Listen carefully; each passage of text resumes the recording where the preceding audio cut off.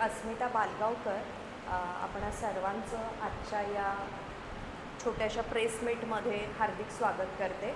आपल्यासोबत आज सोलापुरामध्ये आपल्याला पाहुण्या आणि तज्ज्ञ लाभलेल्या आहेत ॲडव्होकेट रमा सरोदे मॅडम, की ज्या मागील 26 वर्षापासून कायद्यांचे समाजाभिमुख अन्वयार्थ काढणाऱ्या भाष्यकार म्हणून आपल्या संपूर्ण महाराष्ट्राला परिचित आहेत।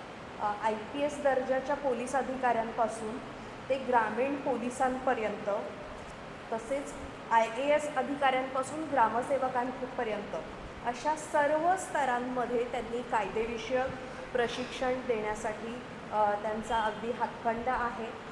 पॉश कमिटीच्या संदर्भात त्या अनेक ठिकाणी आत्तापर्यंत त्यांनी प्रशिक्षण शिबिरं घेतलेली आहेत। संपूर्ण भारतामध्ये त्यांचं कार्य चालू असतं।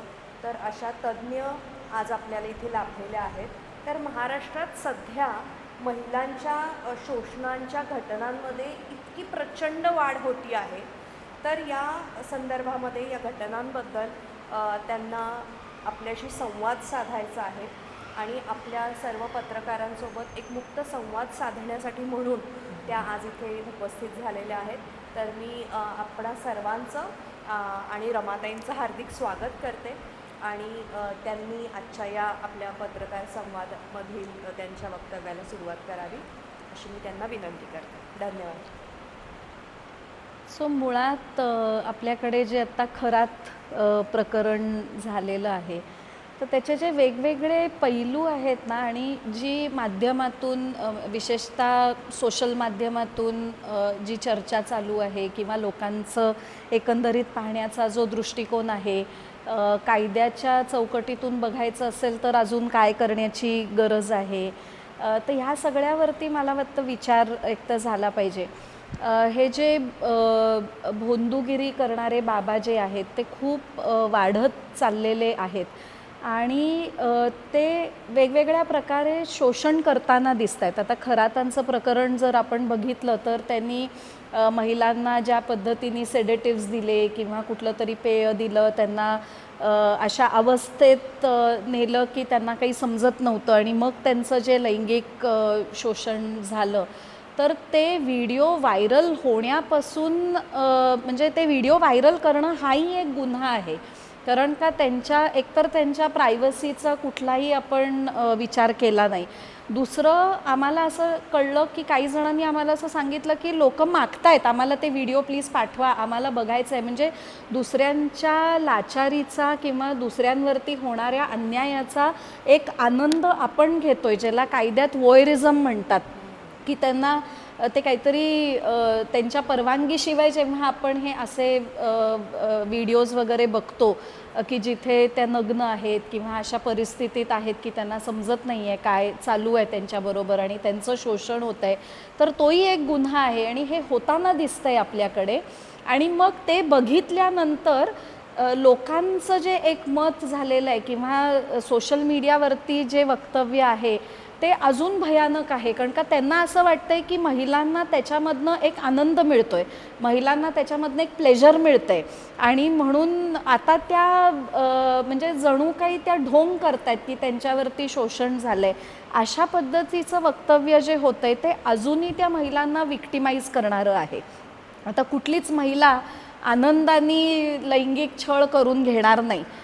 तर त्यामुळे आणि ह्या सगळ्या प्रकरणामध्ये त्यांची संमती नाही आहे, त्यांना एक प्रकारे प्रेशर, कुटुंबाचं प्रेशर असेल किंवा अजून कुठलं प्रेशर असेल, त्या प्रेशर खाली त्या जात आहेत त्या खरातांकडे, हे लक्षात घेणं गरजेचं आहे। आता ह्याचे वेगवेगळे जे पैलू आहेत की फॉर एक्झाम्पल महिलांना अशा ठिकाणी कधी पाठवतात की जेव्हा मुलगा होत नाही किंवा गरोदर राहत नाही, म्हणजे असे जे कारणं असतात जे परिवाराच्या दृष्टीने पितृसत्ताक व्यवस्थेमध्ये मुलगा होणं महत्त्वाचं आहे, संतती लाभणं महत्त्वाचं आहे, तर अशा वेळेला जेव्हा महिलांना अशा भोंदू लोकांकडे पाठवलं जातं तर ते खरंच स्वइच्छेने जात आहेत का त्यांना एक प्रकारचं प्रेशर आहे म्हणून ते जात आहेत, एकतर ह्याचा विचार केला पाहिजे। दुसरं, त्यांच्यावरती अशी परिस्थिती काय येते की जेव्हा मूल होत नाही आहे तर डॉक्टरांकडे जाण्याऐवजी अशा भोंदू लोकांकडे जाण्याची परिस्थिती काय येते, कारण का काही ट्रीटमेंट्स ज्या आहेत त्या सामान्य किंवा गरीब लोकांपर्यंत पोचत नाही आहेत.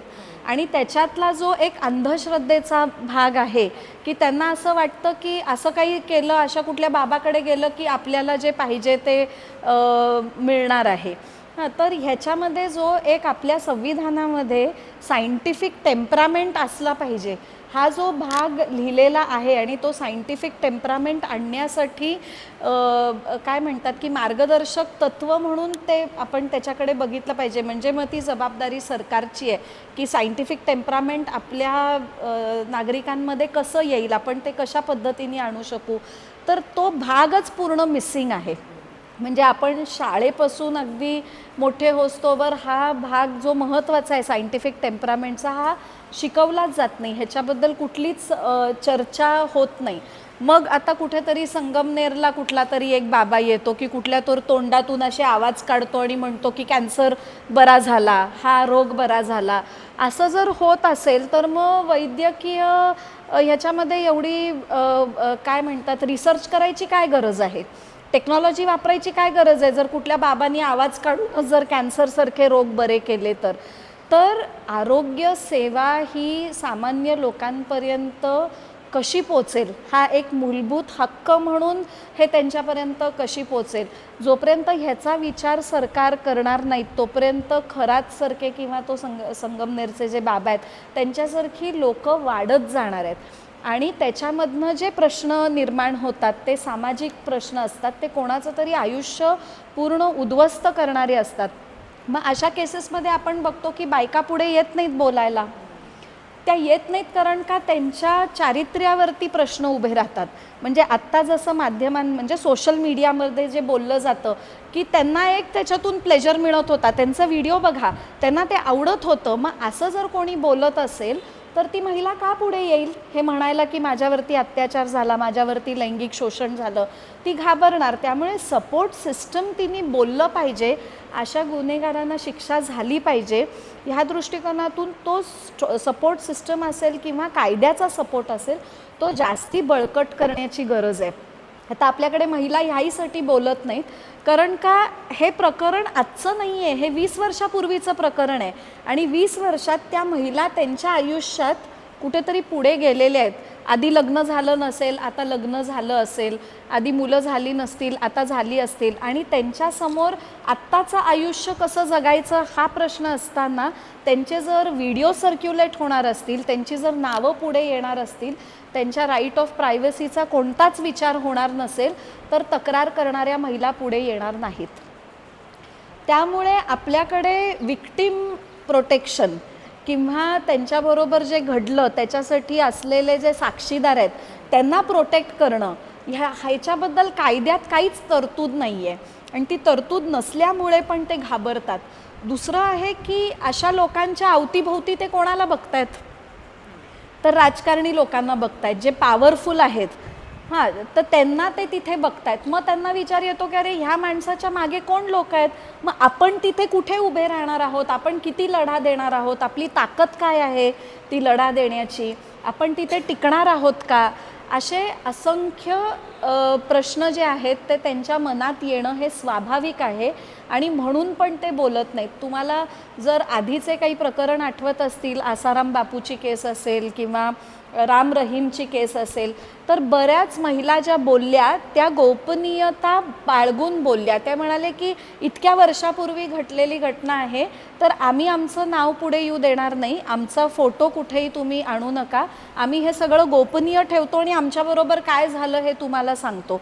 त्यामुळे खूप महिला ह्याच्याबद्दल बोलल्या, पण त्यांनी प्रत्येक वेळेला जाऊन केस केली नाही कारण का ते प्रकरण खूप जुनं झालं होतं त्यांच्यासाठी आणि ते त्यांच्या आयुष्यात कुठेतरी पुढे गेलेले होते. तर हे जर नाही झालं पाहिजे असं जर आपल्याला वाटतंय आणि ती केस स्ट्रॉंग झाली पाहिजे असं जर आपल्याला वाटत असेल तर मला वाटतं की फक्त आम्ही चौकशी करतोय हे न म्हणता खरोखरच आपण एक ताकद दिली पाहिजे अशा सगळ्या महिलांना ज्यांच्याबरोबर हे घडलं आहे. आम्ही ह्याच्याबद्दलची गोपनीयता पाळू, ह्याची शाश्वती दिली पाहिजे. आम्ही तुम्हाला प्रोटेक्शन देऊ, तुम्हाला कोणी धमकावणार नाही, तुम्हाला कोणी येऊन त्रास देणार नाही, ह्याची कुठेतरी खात्री त्यांना मिळाली पाहिजे. जे साक्षीदार पुढे जर, आणि ह्याच प्रकरणात नाही, कुठल्याही प्रकरणात जे सेन्सिटिव्ह प्रकरण असतात, लोक येत नाहीत पुढे कारण का त्यांना त्यांच्या जीवाची भीती असते. आणि म्हणून जोपर्यंत सरकार असे पाऊल उचलणार नाहीत की जिथे त्यांना प्रोटेक्शन मिळेल, गोपनीयता पाळली जाईल, त्यांच्या राईट टू प्रायव्हसीला कुठेही धक्का पोचणार नाही, ही खात्री जोपर्यंत त्यांना मिळणार नाही तोपर्यंत ते पुढे येणार नाहीत. आत्ताही खराताच्या प्रकरणामध्ये ते चौकशी करतायत. हे किती काळ चौकशी चालेल आपल्याला माहिती नाही, ती केस लॉजिकल एंडला जाईल का आपल्याला माहिती नाही. त्यामुळे सामान्य लोकांना मला वाटतं की किती शिक्षा झाली, फाशी दिली का अजून काय दिली, त्याच्याहीपेक्षा गुन्हा होतोय त्याला शिक्षा होतीये, ही खात्री पटणं जास्ती महत्त्वाचं आहे. जर मला कळलं की ओके माझ्या विरोधात गुन्हा झाला तर शिक्षा नक्की मिळणार, ही जर त्या व्यवस्थेकडनं खात्री पटली ना तरच लोक येऊन तक्रार देतील. नाहीतर ते मागे हटतील आणि ते म्हणणार आपल्याला माहिती नाही इथे शिक्षा होणार आहे की नाही, कारण का त्यांच्या मागची लोक जास्ती ताकदवर आहेत. हां, आणि मग ते मग अशा प्रवृत्ती ज्या आहेत ना त्या आपण थांबवू शकणार नाहीत. त्यामुळे आपल्याला अशा प्रवृत्ती थांबवायच्या असतील तर एकतर कायद्यांची व्यवस्थित अंमलबजावणी, दाखवण्यापुरती नाही तर खरोखर ती केस लॉजिकल एंडला गेली पाहिजे आणि शिक्षा झाली पाहिजे. लोकांना न्याय होताना दिसला पाहिजे, त्यांना तो जाणवला पाहिजे की हो बाबा ह्या केसमध्ये न्याय झाला. हां, justice delayed is justice denied. कारण का फक्त कोर्टाकडनं वर्डिक्ट आलं की तिथे गोष्ट संपत नाही. महिलांच्या बाबतीत विशेषतः तो ट्रॉमा जो असतो ना तो त्याच्यानंतर पण राहतो त्यांना, त्याचे परिणाम, ट्रॉमाचे जे परिणाम आहेत ना ते नंतर पण असतात आणि त्याच्यावरती आपण काहीच काम करत नाही. आपल्याला वाटतं की कोर्टाकडनं निर्णय आला की केस संपली, तर निर्णयाच्या पलीकडे पण त्यांच्या आयुष्यावरती जो परिणाम होतो त्याच्याबद्दल पण आपल्याला विचार केला पाहिजे. जो अशा नाजूक केसेसमध्ये जिथे एस्पेशली लैंगिक छळाच्या केसेस आहेत, मग ते लहान मुलांच्या असतील, महिलांच्या असतील, तर ह्या केसेसमध्ये त्या वर्डिक्टच्या पलीकडे त्यांना जी सपोर्ट सिस्टम लागणार आहे त्याच्याबद्दल आपण विचार करत नाही. आपल्या कुठल्याही कायद्याच्या प्रक्रियेमध्ये त्याचा विचार नाही आहे. आणि म्हणून आपण बघतो की खरातसारखी लोकं, तर संगमनेरसारख्या बाबासारखी लोकं वाढत चाललेली आहेत. एक एक प्रकरणं उघडकीस येतात आणि ते कुठे हरवून जातात त्या सगळ्या केसेसमध्ये आपल्याला लक्षात पण येत नाही. पब्लिक मेमरी इतकी छोटी आहे की काही दिवसांनी नवीन प्रकरण आलं की आपण जुनं विसरतो. याच्यामध्ये मॅडम आता काही लोक असं म्हणतात की त्याचा एन्काउंटर व्हावा, किंवा काही लोक अशी भीती व्यक्त करतात की एन्काउंटर करतील आणि ते सगळं पुसून टाकतील. हो. तुम्ही कोणत्या मताचे आहात किंवा काय योग्य राहू शकेल? नाही, एन्काउंटर हे एकतर बेकायदेशीर आहे. एन्काउंटर करून कुठलाही प्रश्न सुटत नाही, तो एक माणूस जातो पण प्रश्न सुटत नाही. आपण बदलापूरच्या केसमध्ये बघितलं, त्या लहान मुलांचे लैंगिक छळ झालं, त्या एका अक्षय शिंदेला मारून टाकलं, पण तो एकटाच होता का अजून केसेस होत्या, हां अजून त्या शाळेतले कुठले प्रकरण होती का, मग ते लपले गेले, ते बाहेर आले नाही. एन्काउंटर करणं म्हणजे खरोखर गुन्हे जे करतायत त्यांना एक प्रकारचं संरक्षण देण्यासारखं झालं. पोलिसांकडून काय अपेक्षित आहे?